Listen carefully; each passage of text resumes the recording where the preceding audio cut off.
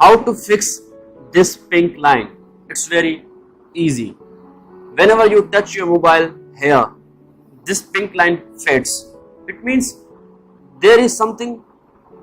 If we fix it with a paper or any hard thing inside, then this line can be removed. Now how will we do it? Let's see.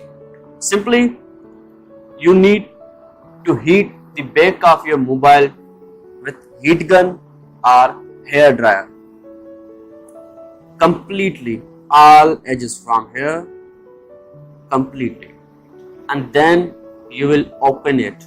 You can open it with this kind of sensitive instruments, or you also can open with cards, anything, but we need to open the back cover of your mobile. Then you will see such kind of packing, and then we need to open the screws with a screwdriver.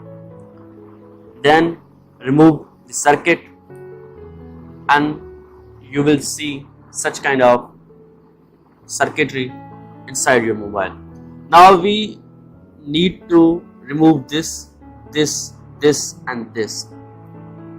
Now as you can see, this rectangular area, we need to put a thick paper inside it here.